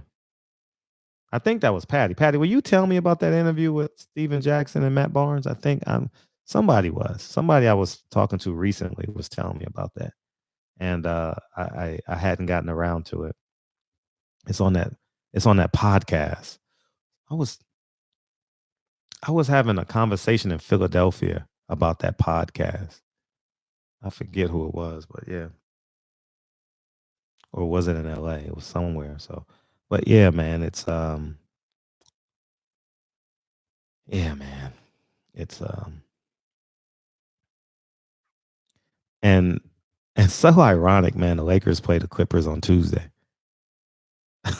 That's you talk about. I don't know how you perceive that. Is that beautiful? Is that cruel? I don't know, but it's gonna be a rough day at the Staples Center. Oh, it's gonna be a rough day at the Staples Center. You know what I mean? And yeah, man. Yeah, it's All the Smoke podcast. Yeah, I heard it. Yeah. So yeah, man, we're all fans of Kobe, man. I was addicted to his work ethic, man. Like that, you know, that story of him training at the Olympics, and I think it was this is the story that sticks out to me. I haven't read the article in a long time, but Kobe was working out with Carmelo Anthony, if I'm not mistaken, and they were training for the Olympics, and they had a shoot around, but they had a shoot around 4 or 5, 6 o'clock in the morning, and then they shot about 1,000 shots or whatever. And Carmelo Anthony, or whoever he was working out with, I believe it was Carmelo Anthony. You guys can Google this story. And he left because they had practice at 11 o'clock. He said, I'm going to go get some rest. And then they came back for practice. And they was like, man, Kobe, man, you got here early for practice? And Kobe said, I never left. So He was at the gym for 6-7 hours, man, busting his ass. Uh, yeah, man. So it's it's um it's pretty surreal. It's pretty surreal that a man can be taken like that, and him and 8 other people can be taken like that. It's not fair. It's not fair. And it's I don't want the other 7 people, and obviously they're going to be, I'm not going to use that word, but they're not going to be as mentioned as Kobe Bryant, obviously, because Kobe Bryant is Kobe Bryant. But you know I would love to, when people Google their name, say something positive about them. You know what I mean? Because y'all don't think that these Instagram posts and these tweets are important, but just think about 70 years down the line when someone Googles uh, the other 7 people that was on that helicopter, right? Your post is going to be one of the first ones to pop up. It just is. All right. And the reason why is because they're not going to have that many mentions online. So if you have an Instagram or Twitter or YouTube page, man, mention their names so their family, because remember, you're dealing with 3 generations away, and family members are not born yet. They're gonna be like, man, it's not even fair. They mentioned Kobe Bryant name 10 zillion times and didn't even mention my grandfather's name. So if you get a chance and you're doing a video or a post, don't forget to mention their names. When their names come out, mention their names. That's why I put the 7 others, because I don't want them to go unnamed. So do that, and I guarantee you, 100 years from now, someone is going to thank you for it. I guarantee you. I guarantee it. And so just think of it as, obviously you're being a human, but you're paying it forward. So it's surreal. And oh yeah, I was saying about Isaiah Thomas before. I was an Isaiah Thomas guy through and through. Mark Jackson was my favorite player, ironically enough, but I was a diehard Isaiah Thomas in terms of mindset. I love the fact when he walked by Michael Jordan when they beat him, and he didn't talk to them. What I mean? I love that. People got mad at him, and Michael Jordan protested him being on the '92 team and all that good stuff. But I love Isaiah Thomas left before the game, and I really, really enjoyed that shit. You know what I'm saying? And um, um, and I went from Isaiah Thomas to Kevin Garnett and Kobe Bryant in terms of intensity. Have you ever? I'm not sure if anybody in here has ever played against me in basketball or anything like that, but I was like a motherfucking like pit bull. Like my work ethic is similar to in like everything I do in my life. And I'm like a pit bull when I compete, you know what I mean? And and a lot of that derived from Kobe, because we play hard for a couple hours and then we go watch Kobe play at 7:30 on Prime Ticket. And then it became Fox Sports, so, or Channel 9, KCAL 9, so yeah, that was. And all you guys have similar stories. Many of you guys have similar stories in the chat, about being inspired by Kobe. I remember, true story, 2006, I missed the 81-point game. I missed the 81-point game that Sunday night at 6:30. I remember they played um, the Toronto Raptors. True story. I lied the next day. At work. Mr. Kevin Morris was my principal. And I lied 2006. And I said I had a doctor's appointment, but I knew Kobe, the replay of the Kobe Toronto game was coming on at 12:30. I lied so I can go home and watch the 81-point game. That's a true story. So You know, I didn't see it live. You know, why would I watch Toronto? Why would I go? You know what I mean? Like I knew it was gonna be a blowout win, so I never watched it. And social media wasn't around, or maybe it was MySpace, but I wasn't too active on that. But yeah, that was the story. Yeah, that was a hell of a game. And I remember when he outscored Dallas. You know what I mean? Or when he scored 40 points 9 games in a row. You know, yeah, man, he had that hell of a February. Yeah, I missed it live. Yeah, I missed it live, but I came home from work. I lied to my principal. He still doesn't know I lied to him, but I can tell him now. I don't think I'll be reapplying for that job. Oh man, so yeah, Jalen Rose. Yeah, I was listening to Jalen Rose today. He actually said now he's actually happy he's a footnote in the Kobe Bryant life. Mm. You hate LA and you saw that game? Well, I mean, you got to take me into account too. I see Kobe Bryant every night, and I see Toronto Raptors on the lineup, and I'm like, they ain't good enough to compete with the Lakers in that time. You know? Yeah, I remember him at Venice Beach, him and Doug Christie. And for those of you who don't know, I used to play Venice Beach all the time. My kids are actually named after Lincoln Kennedy, you know, who is a professional football player. And I used to play with him at Venice Beach all the time, the offensive lineman. And um, um,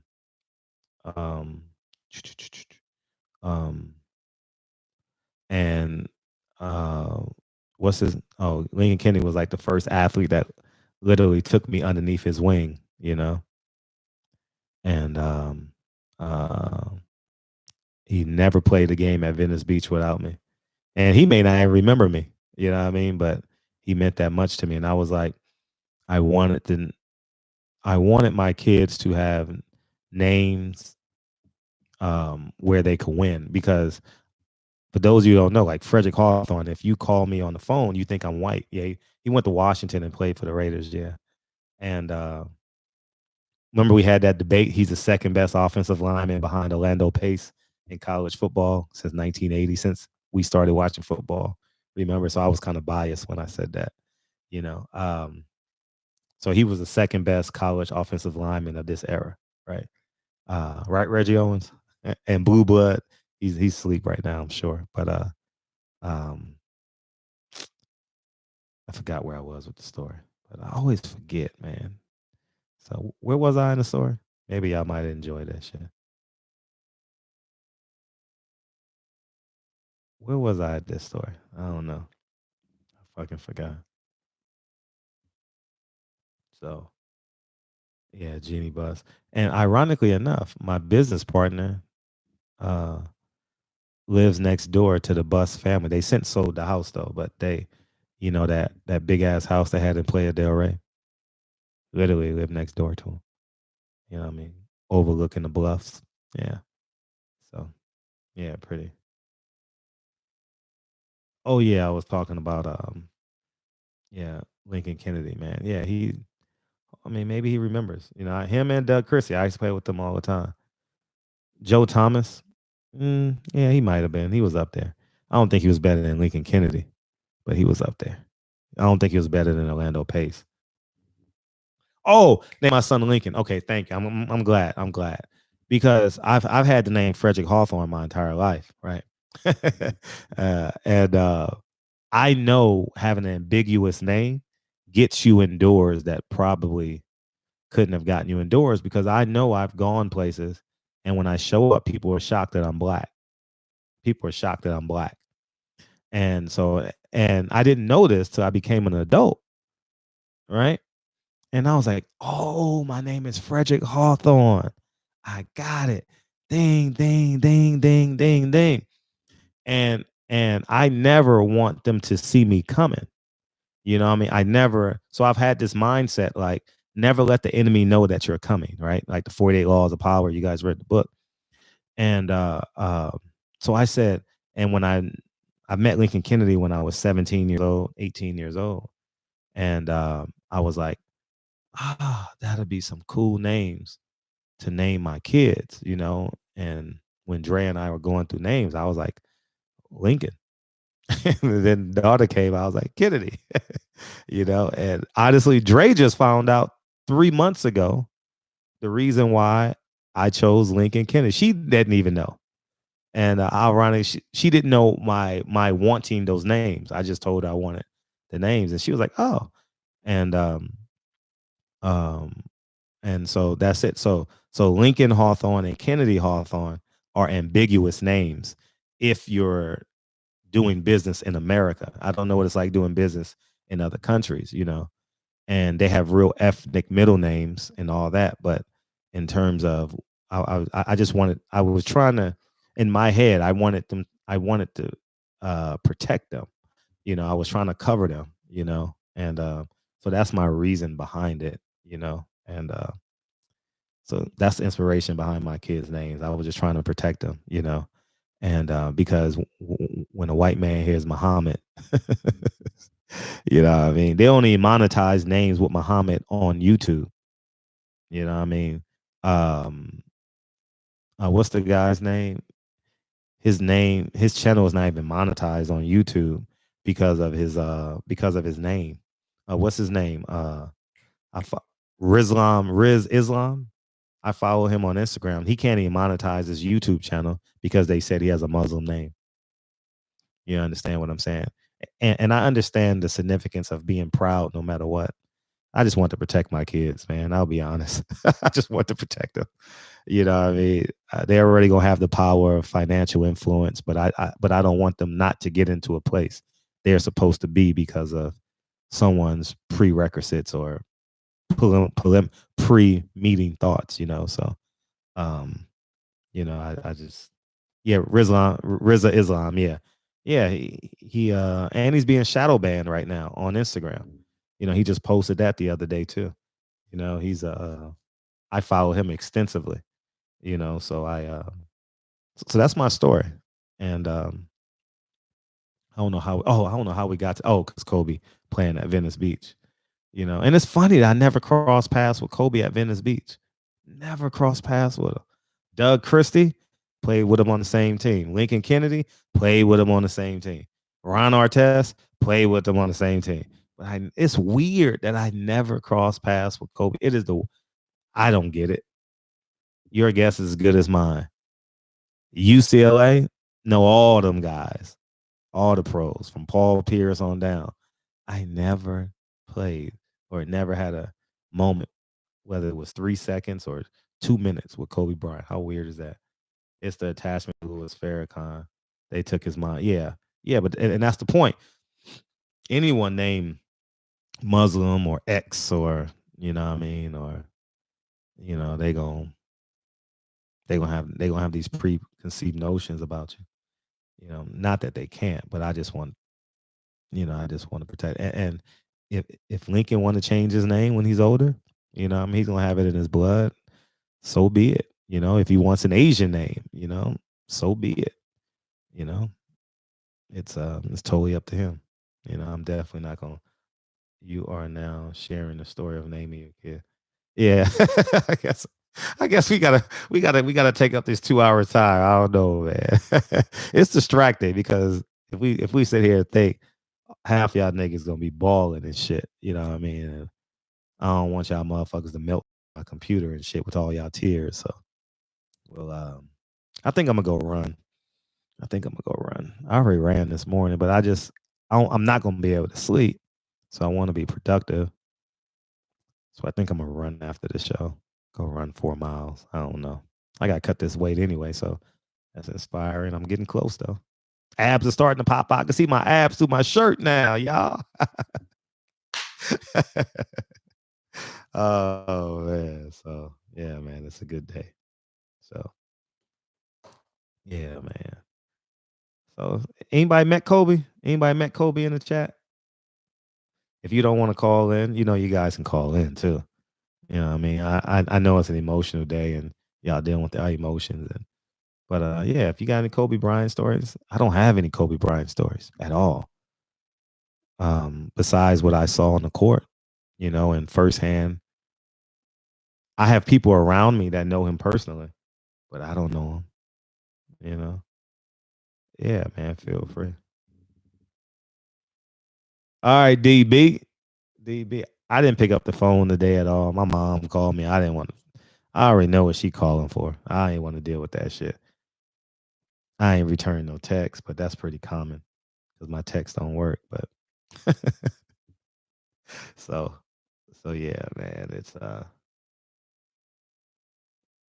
yeah, I never met him, but I saw him at the Drew. I got footage of him at the Drew, but I never spent any time with him. Nah, none whatsoever. Yeah, DB taking it real hard, man. Yeah, that was his dude, man.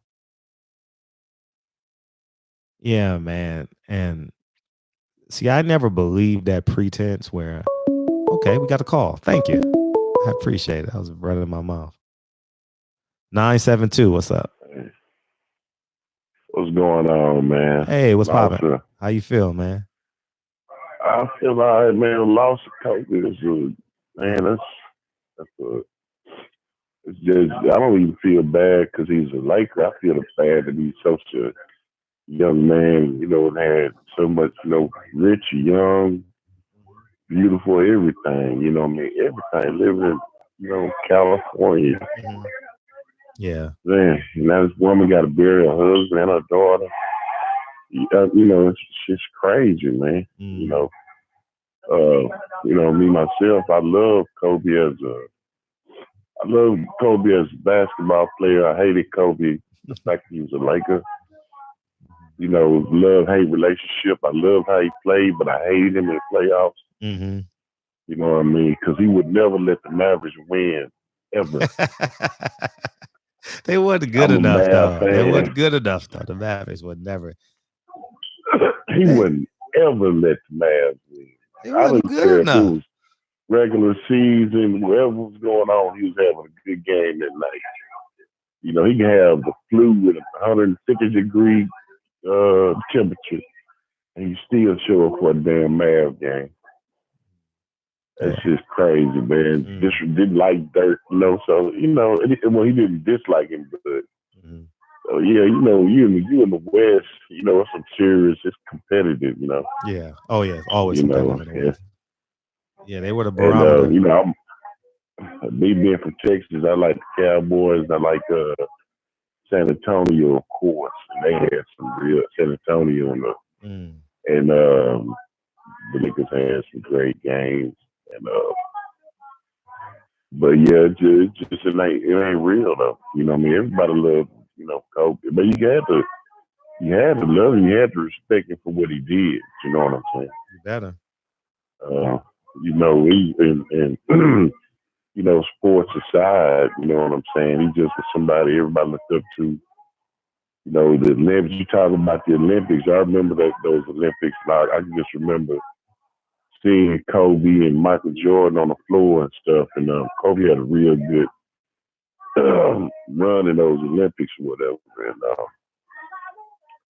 you could tell he was coming. You know, you could tell he was coming, but we didn't know he was gonna be that damn good. No one knew it was gonna be that good. No, not even close. But first everybody's like, oh, he trying to be like Mike, and then they like, no, Kobe's something else. He's similar to Michael Jordan, but Kobe is Kobe.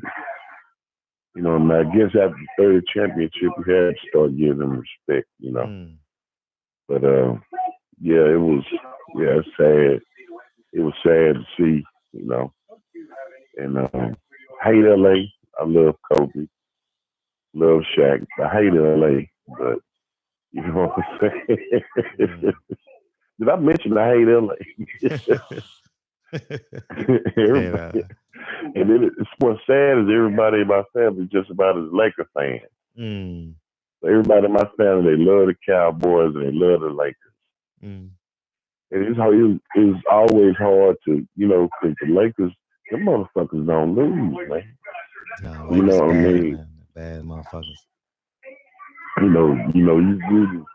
You root against the Cowboys. The Cowboys lose like a motherfucker. The Lakers, they don't hurt your feelings, man.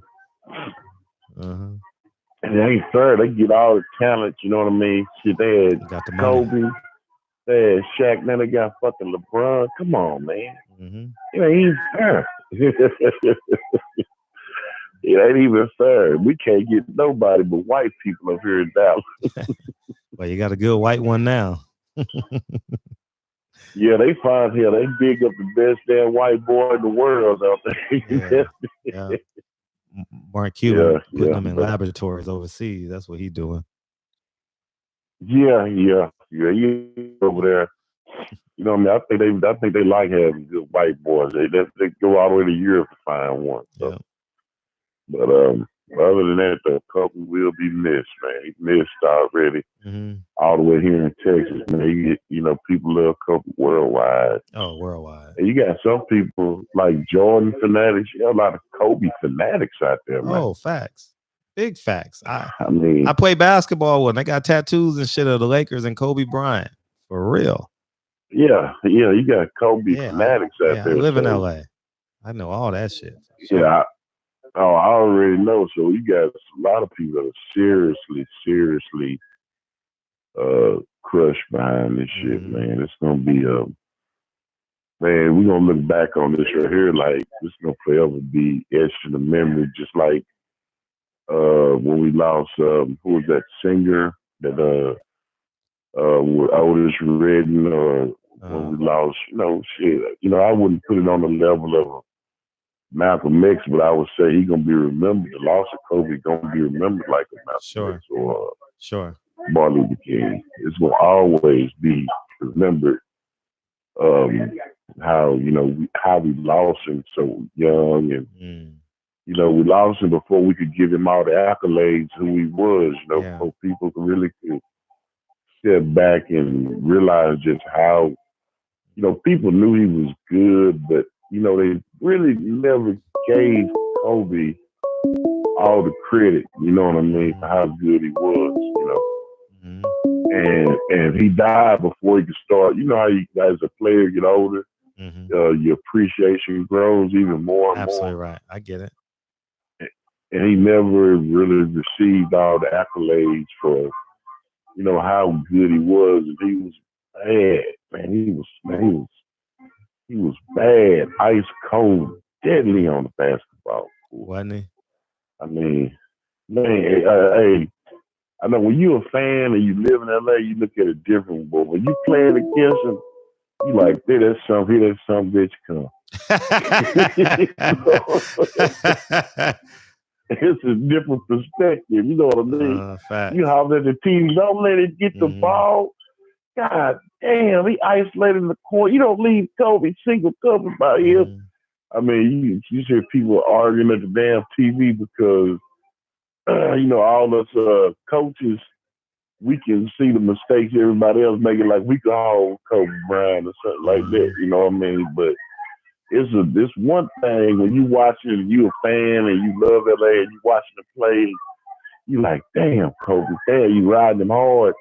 But it's a whole other thing when your team is going against it because you love, you like, it seems like that motherfucker don't never miss. Yeah. You know what I mean? Every time he got the ball, it's like he's making people sick. You know what I'm saying? So trust me, for somebody that hated the Lakers, it's a totally different perspective. Cause you like, man, you already know it's getting late in the game. You like, these motherfuckers think we're gonna go with Kobe. We're gonna go with Kobe. You know what I'm saying? And that's what they do. And shit, that motherfucker 9 times out of 10, shit, if he either gonna pull through or he's gonna give you a goddamn heart attack. Thinking he is, you know what I'm saying? Shit, that's for real. That's what I remember. You know, I will always remember that motherfucker just certain teams he always had a good game against, and we was one of them. So look at the stats when he played the Mavericks. I bet he probably had some of the best stats in his damn career was made right here in Dallas. Him and Shaq. Man, Shaq, he used to make fun of the centers and shit that Dallas had. I mean, that shit was personal, man. It was blatant. They was blatantly disrespectful to us, man. But I'm gonna get off here and let somebody else call in. Oh man, my condolences to all the people in LA. Because I know y'all lost just like losing a damn family member out there. I know how it is, man. I know it ain't just a basketball player. Kobe is a part of the LA family. I know y'all sick out there, man, and I feel bad about. I feel bad. You know what I mean for for y'all and us too, because we lose. We might. I didn't like Kobe as much as y'all do, but it's still a loss. You know what I mean? And we feel it down here in Texas too, man. So the family we're gonna support. We're gonna support y'all through all this, and everything gonna be all right, man. He may be gone, but he definitely will never be forgotten. He can't be. Ever. Can't be. He wrote, nah. He wrote his name in history books. You know what I'm saying? He made his legacy. He got a legacy that they're gonna be comparing people to him forever. So anyway, man, y'all have a good evening. I'm gonna hop on off here. Appreciate you. All right. Yeah, all the time. And my 3 favorite moments of Kobe Bryant are not even like him like playing basketball. Number 3 is when Chris Rock was talking to him in the playoff game and he was completely ignored him. Number 2 was when Matt Barnes threw the ball at him, faked the ball at him, and he didn't even flinch. And number 1 is when he was walking with that torn Achilles and made both free throws. Those are my top 3 Kobe Bryant moments. It's I actually did it on my page a few years ago when he retired on my Instagram page. It's I love Kobe. Like, man, I'm not even a Laker fan. I love Kobe, dog. Loved him. Oh my, you have no idea. That dog in him, man. I used to defend Kobe to him and Russell Westbrook. I just defend him. People don't like him. I defend him. Yeah, his last game, 60 of them. 60 of them. Splash. It was awfully fitting that he had it against the Utah Jazz. The same team where he airballed 3 times his rookie year.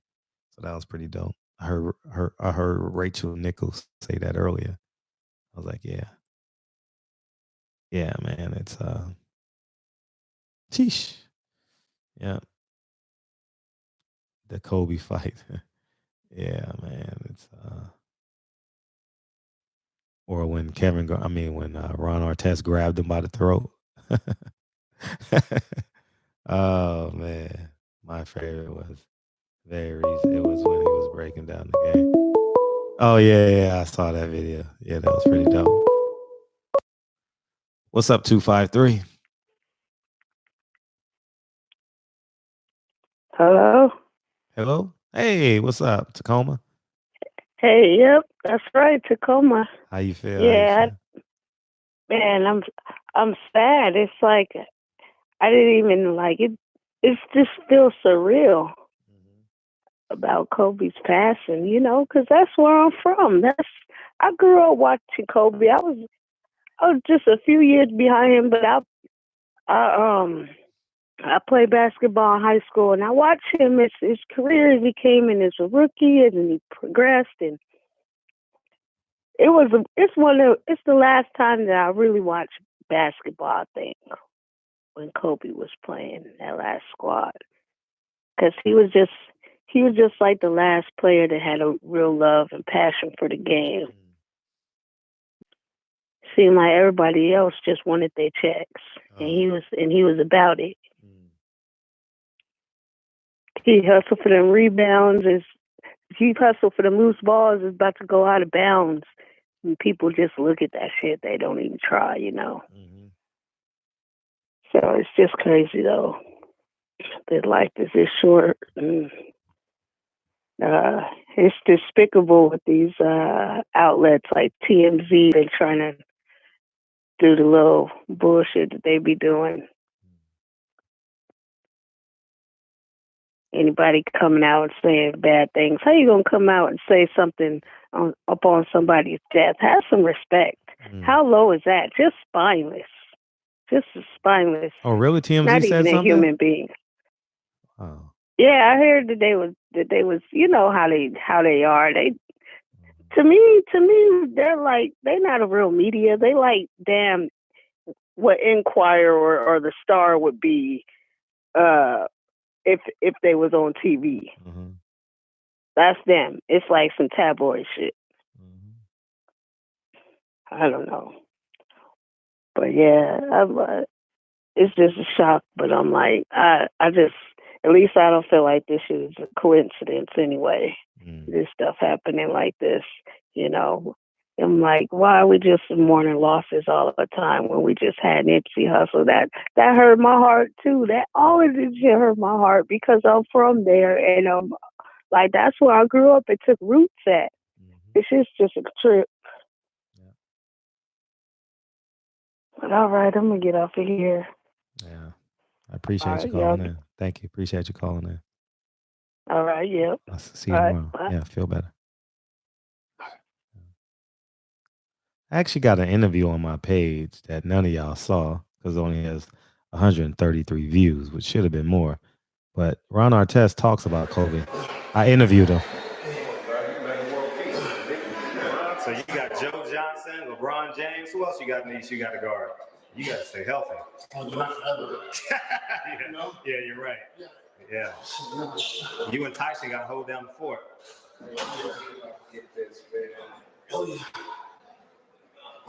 I'm with LA Sentinel. This article will be out Tuesday. Yeah. He talks about guarding Kobe and Dwayne Wade as being the best players he ever had to guard. He's going to get to it at some point. Who's the toughest person you ever had to guard on the perimeter? Yeah, What'd you say, Ron? Kobe was off independent. Quick. LeBron strong, Kevin giving it all. Neck and neck. Like Kobe's prime. It's kind of crazy.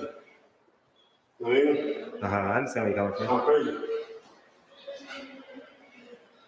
LeBron's getting better every year, so that's kind of scary. Yeah. I ain't never been afraid of dogs. But he getting better every year. Which is a good thing. But then you got a lot of other young players coming up. But there's always guys that separate themselves from the pack. So look at LeBron, Kobe, Durant. Wade is on another level. Wade is exceptional. D-Wade? Wade is in his own category. Really? Yeah, Wade is in his own category. Wade is in his own category, man. Honestly, he's like right under Kobe in the truth because he did what it takes to win 3 rings. Wow. He's in his own category. Can't get him. That's your horn, man. It's all good. Okay. All right, well, I'm going to show you this later before we get out of here.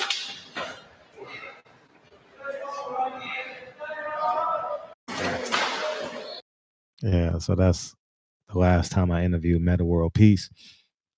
And I asked him who was the toughest player he had to guard. He said Kobe. And Dwayne Wade is right with him. So I put the link if y'all wanted to watch that interview. It's 3 minutes long. So yeah, man, I appreciate y'all coming in tonight, man. I just want to create this safe haven. I thank y'all. I really thank y'all for coming in tonight, man. And yeah, man. Cope with how you need to cope with it, man. Don't be afraid to be human. Be human in this motherfucker, man. You know what I mean? I'm gonna go cry right now. I'm gonna go run 4 miles. Probably run 3, 4, and I'm gonna cry. Shit. You know what I mean? As soon as I make a right, I'm gonna see downtown LA and that shit just gonna implode my spirit. You know what I mean? So, you know what I mean? Don't be afraid to cry, man. Be human. Be human, y'all. You know what I mean? That's one of the things that we can be on this channel.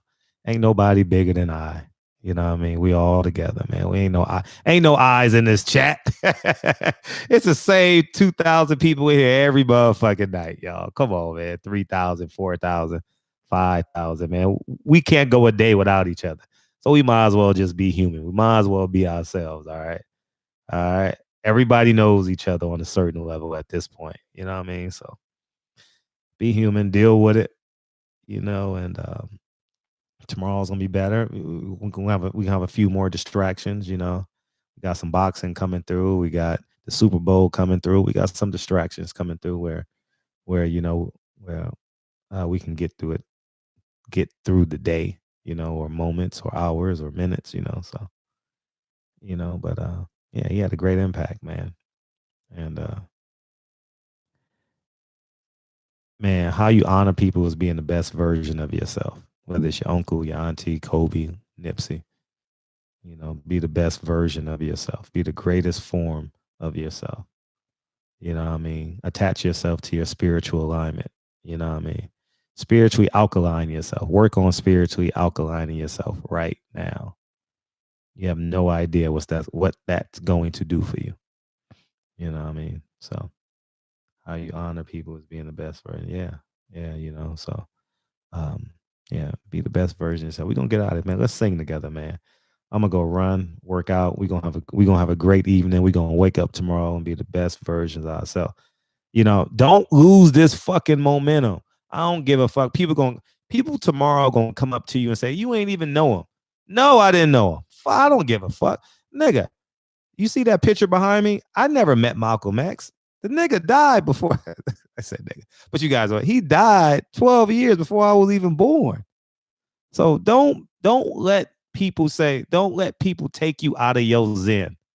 You know what I mean? If you're inspired by him and you want to go make 100 basketball shots, go make 100 basketball shots. If you want to hug your daughter for 44 minutes, hug your daughter for 44 minutes. If you want to watch NBA games tomorrow ad nauseum, watch NBA games. If you feel inspired to go down to the Staples Center, if you're inspired to go to the Laker game Tuesday, do it.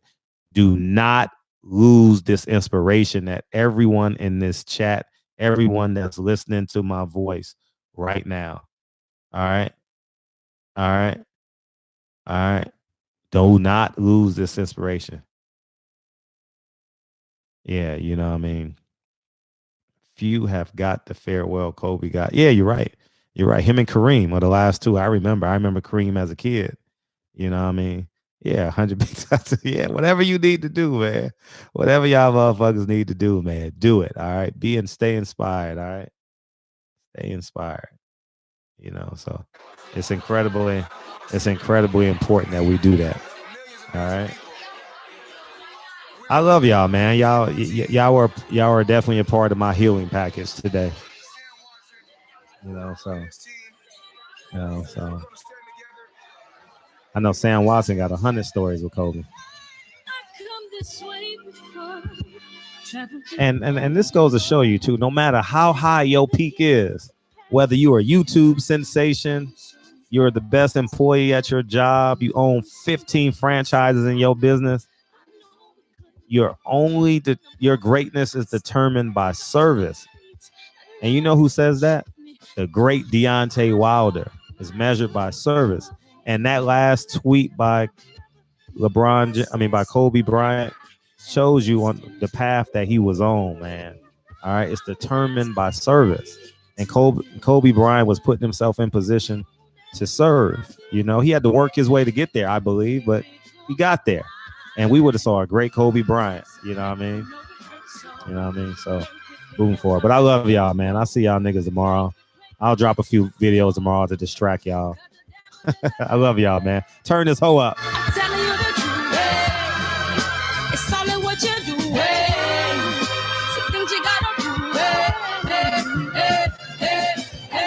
Fight the millions. Take a second, see the blessing in it.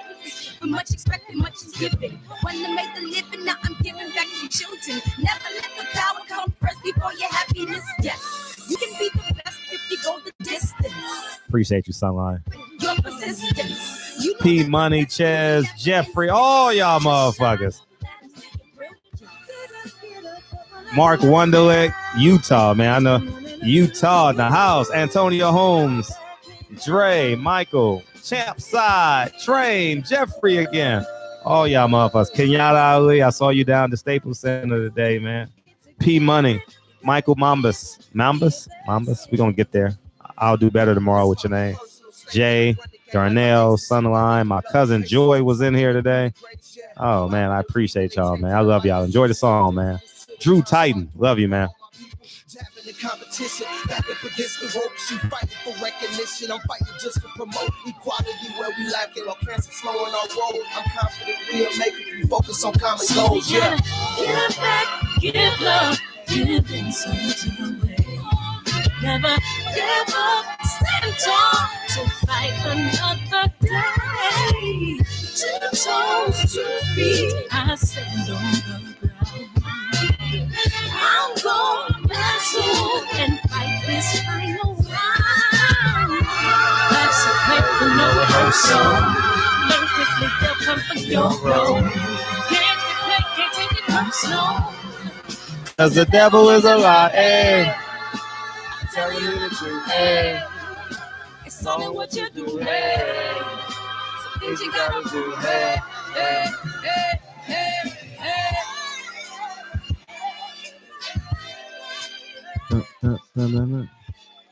All right, y'all, man. Y'all have a great night now. I'll see y'all on the other side. See y'all tomorrow night. Love y'all. Peace, man.